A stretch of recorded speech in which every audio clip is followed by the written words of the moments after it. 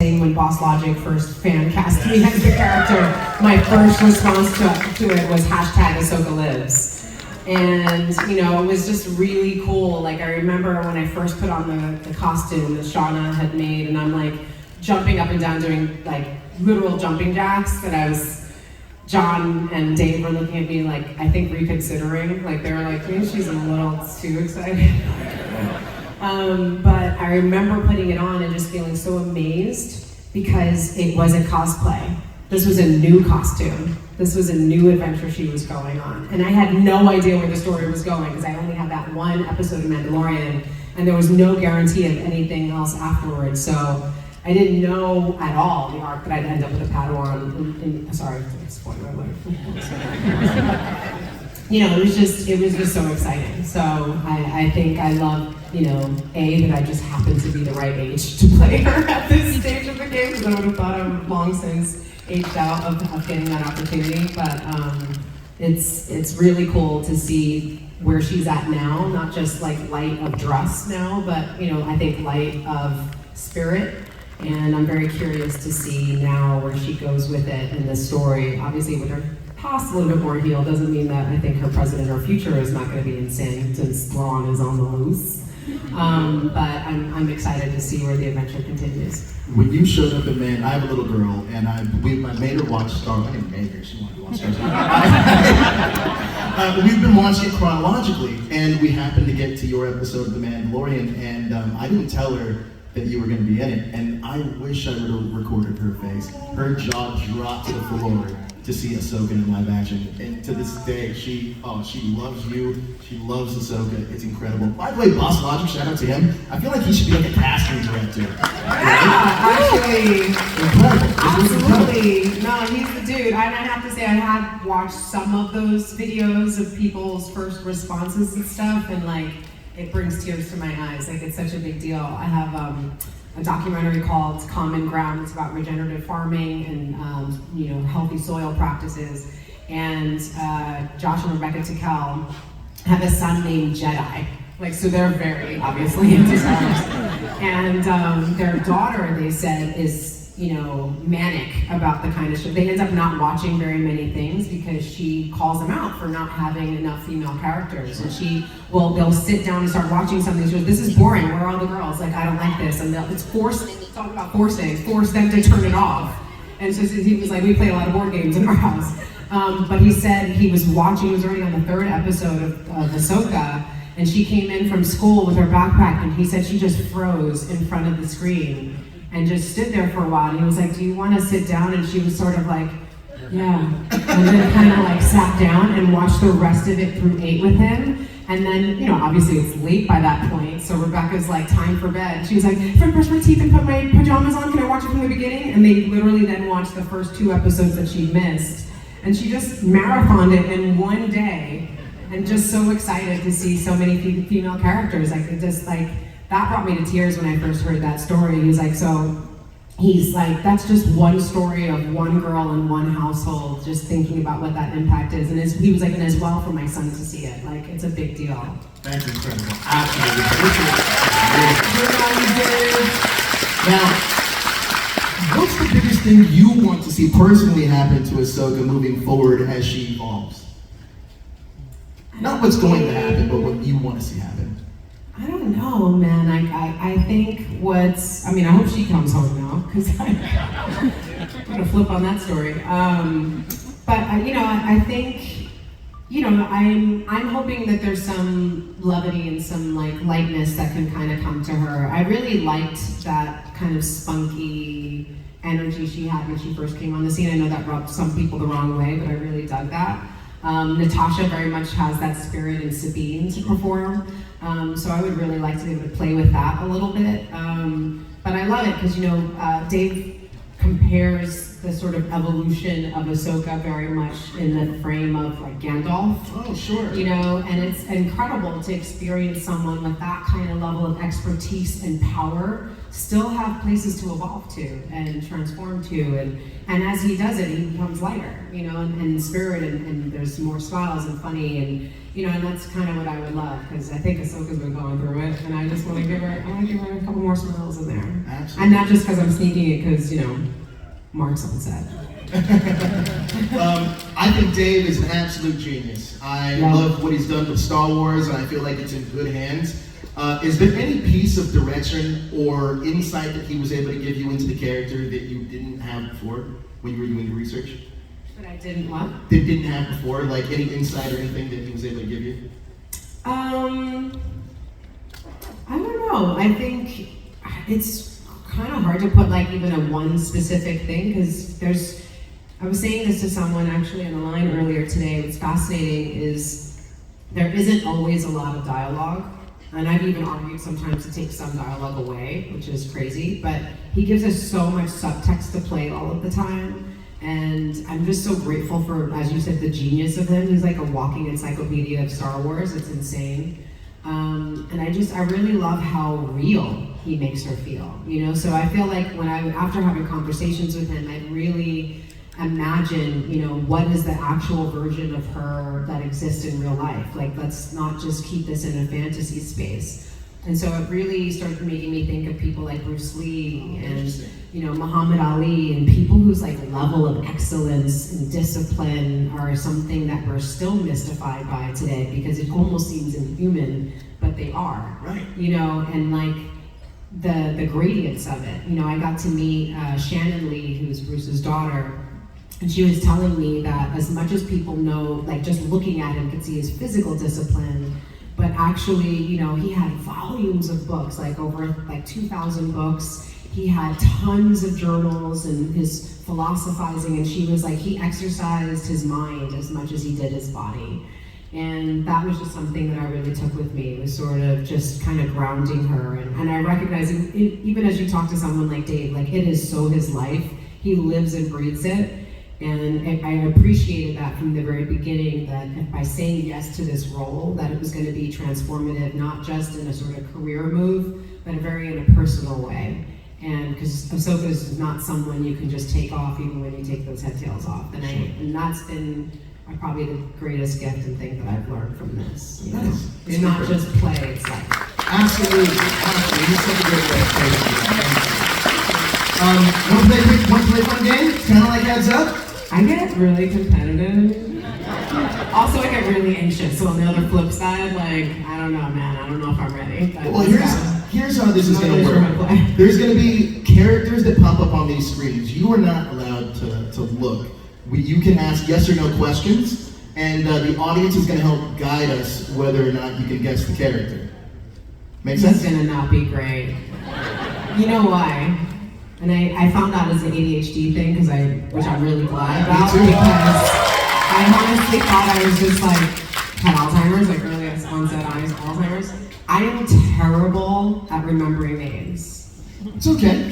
These are all characters. I'm just bad at it. I'm with you. Especially on the fly, I'll sit there. I literally, honestly, sometimes have to try to remember my daughter's name. It's not a joke. I'm like, Isabel, right. Cool. So, I'm just saying. We'll see what happens. We're gonna do all right. Let's put this first character on the screen. Is it up there? All right, you can ask yes or no questions. Okay. Go ahead. Is he black? No. Does he have a lightsaber? No. Am I assuming it's a he? Yes. Does she? No. Droid? No. Oh, correctly assuming he. Okay, see, alright, I'm really following my own. Okay, cool. So it's a he. Young? Yes. Ooh, is it a Grogu? No cheating. That was not nice. I suddenly looked over and Grogu was like, Great job. good on you, man. Good on you. I appreciate you. Are you ready for the next one? Yeah. That was good. Okay, go ahead. Is he scary? No. Is it a person scary? No. Okay. Is it a person? Yes. Okay, Well, cool. yeah. Lightsaber? No. Baddie? No.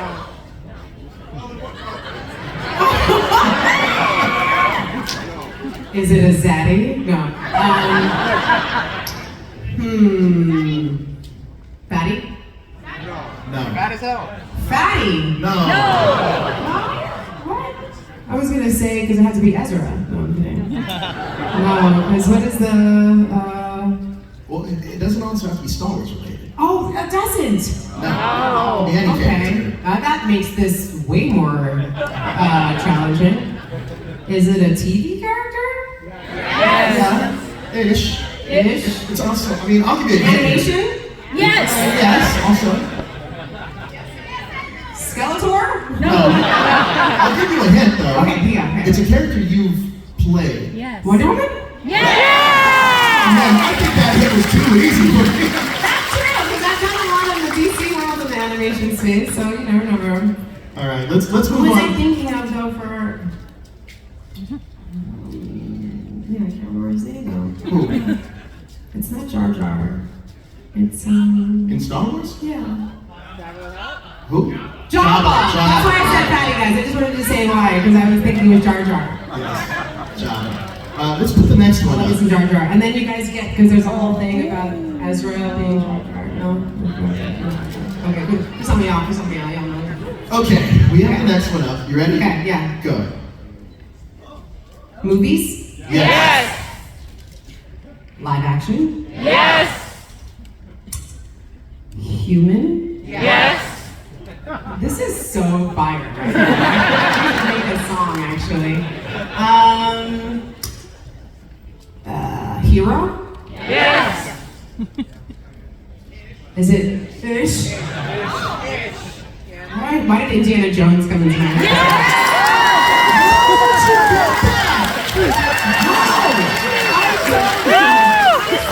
I saw a guy walking in as Indiana Jones earlier, and I don't know why when the ish hit, I was like, yeah, indeed, kind of is problematic sometimes. You're doing way better at this. That is weird.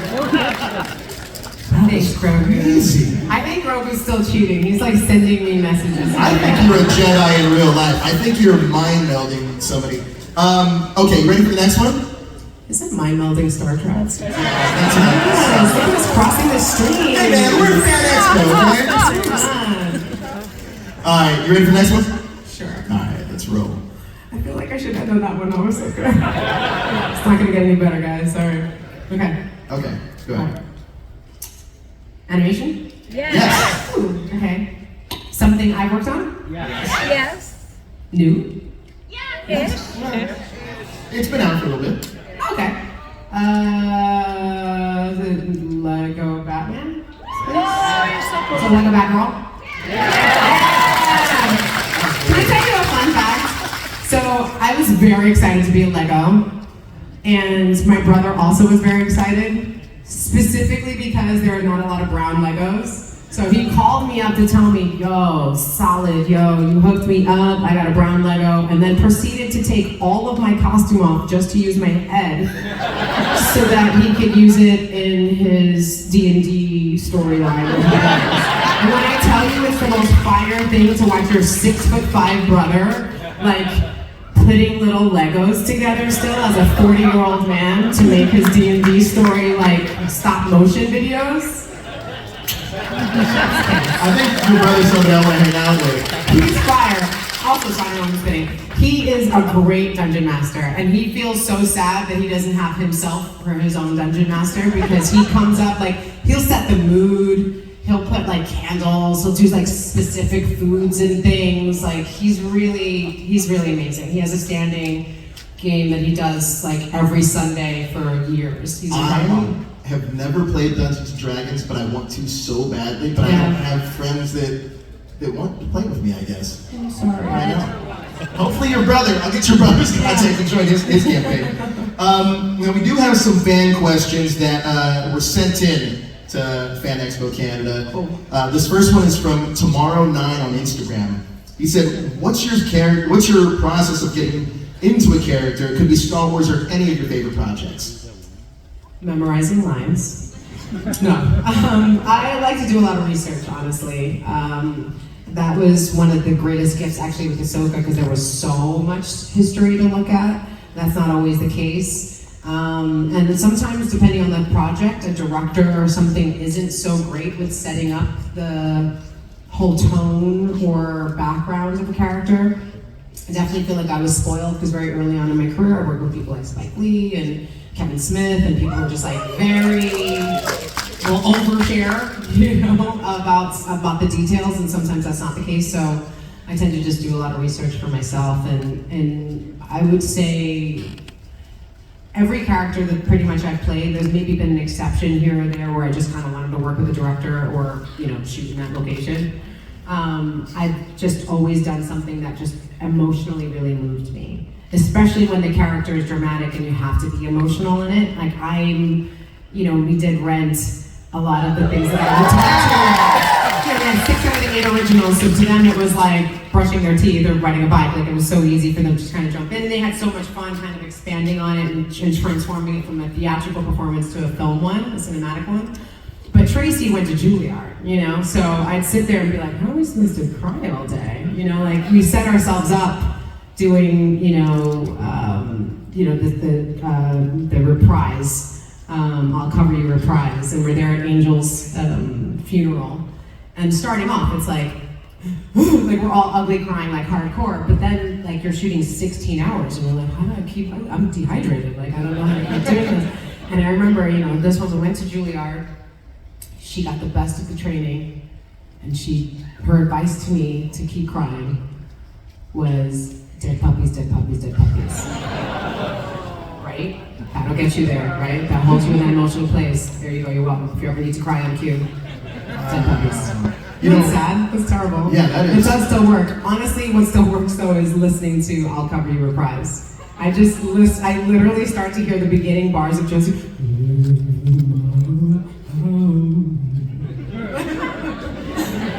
Yeah, actually, this rolls right into the next question from Brewski93 on Instagram.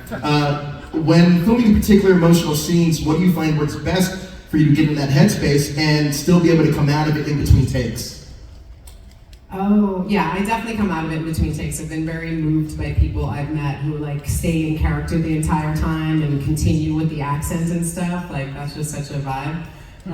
But I'm actually kind of notoriously known for being really emotional and hysterical or angry or whatever it is, and then in between being like, so I don't know,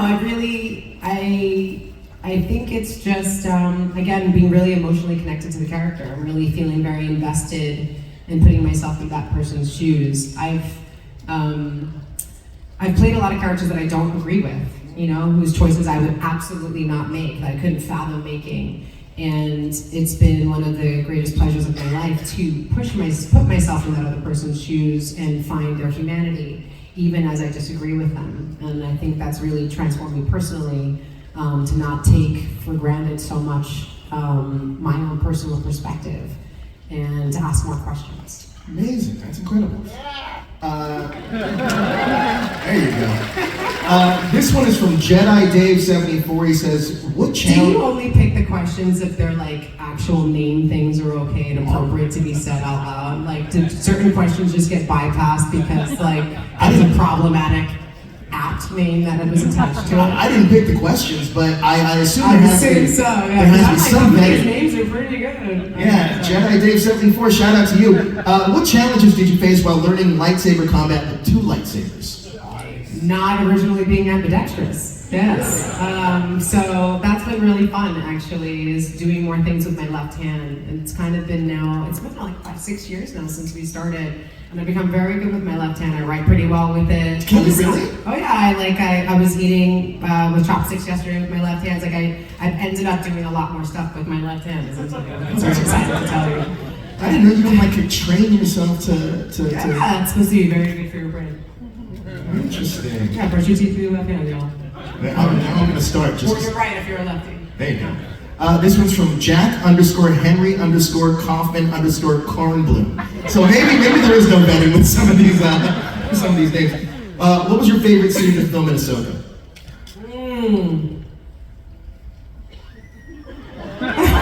Did you hear? Michael's definitely shouting out. Yes, Grogu, it was with you. Thank you, my man.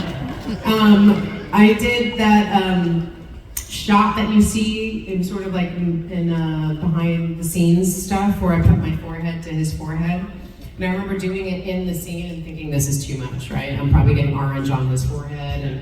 And Dave was gonna say something and be like, this doesn't work. And then it wasn't in the scene and I was like, okay, yeah. And then it was all over everywhere else because he loved it and he actually drew it for me. And so it was a really, really sweet moment. So, oh man. That's amazing. Let's hear it. Honestly, that was the first time I got to use the force. You know, doing the stone towards him and then seeing what that whole process was very cool. That's awesome. Now, this one's from Facebook, from Michael Beligorian. Bailogent. Tell us. Oh, is that you? Oh, wow. Okay. He says, one of Ahsoka's quotes is, "You don't have to carry a sword to be powerful. Some leaders' strength is inspiring greatness in others." Who's inspired you? Who's inspired you? Wow, nice question, my man. A lot of people have inspired me. My grandmother inspired me. Tim Curry? Oh, you know what? Thank you very much. I'm gonna go around with that. So Tim Curry is my favorite person on the entire planet, besides obviously my family and my grandson. And he is a huge inspiration for even the type of work that I've done. Like I've made sure, you know, when I had things set before me, it was like, well, I haven't done an I haven't, voiced an animation, or I haven't worked with prosthetics before, doing comedy. Like his range of from drama to just, darkness and Clue and Fern Gully and It. I'm just absolutely obsessed with that man, and I even got to do a reading of the Rocky Horror Picture Show with him, which was insane. And I like to tell people it's in my blood because my mom dressed up like Frankenfurter when she was 8 months pregnant with me. And I'll never forget telling him that my mom was a pregnant Frankenfurter, and he was like, "Frankenfurter would have loved to have been pregnant." Yes! Thank you. Incredible, absolutely incredible. I wish we had it on video. I would play it on loop. No, I would too, that'd be amazing. This one's from Sunny B 42069. So I guess there is no betting with this one. When you were around Grogu, do you just want to cuddle him? Yes. So I was there, the only time George Lucas has come to visit on set on any of the shows was on that Mandalorian episode. And Jon Favreau took that like blurry picture of him that like almost broke the internet. I was standing right next to him. I got cut out. But it was so dope to see George like staring into Grogu's beautiful eyes. Your teeth are a little scary, to be honest, but like your eyes, so cute. And it was just awesome because they've got it's actually an interesting bit of trivia because the guys who operate Grogu and all of the droids on the show are also the guys who operated the Worm guys in Men in Black 2. And to like continue to see the technology develop, like he's rolling around and waving his arms all by himself, which is absolutely incredible because I always like to say that Pedro Pascal is a brilliant actor always, but especially for selling that moment with Grogu when the helmet came off and the little hand touched the face, because there was a dude like this. A gray suit off camera, and he made that feel so emotional, but there's literally a dude like, I mean, that's hard. That's hard to perform like that, and he killed it, so. Love to you, Grogu, and love to Daddy, Pedro. Rosario, we love seeing you at these events like Fan Expo Canada, Fan Expo Chicago. Is there anybody that you still get starstruck by? Because there's so many talented people here. Yeah, and stars are really violent, so they strike me regularly. No, I have to say, like, my really big one, huge one, was being in Chicago years ago. I got to meet Carrie Fisher. And again, I've known Hayden since we were teenagers. I remember when he got the role, like I could have just never imagined that I'd have that connection with this whole world, and neither then when I met Carrie. But I just remember the whole place shut down, it was completely empty, and she still had a line around the corner, her and her little dog. just like saying hello to everyone and having this great moment. And it was just like, wow, like at that point I'd gone to so many different cons and met so many different people from so many different walks of life. Like I got to meet Luke Perry, you know, I got to meet the whole Cobra Kai cast when it was still had just come out on YouTube before it went to like Netflix and everyone else thought it was fly because I was like, people don't know, but this is sold out. You know, like I get to geek out over many years meeting so many different people, but in that moment I just remember just being so moved by not just meeting her, but also really seeing the breadth of the family and the energy that comes from the Star Wars fandom, and just feeling so happy for her to have had that experience, and for anyone who got to share that with her, because she was dope. That's incredible. Absolutely incredible. I think this is why we all come to these. So I have a question, a personal question from me to you. Okay. So I'll be chatting with Kevin Smith on Monday for a movie called 4:30. Yes, Yes. 4:30 movie. Yes. It's his coming of age movie. Yes. He just released a trailer for it. It's fire. Is there a question that I should ask him from you?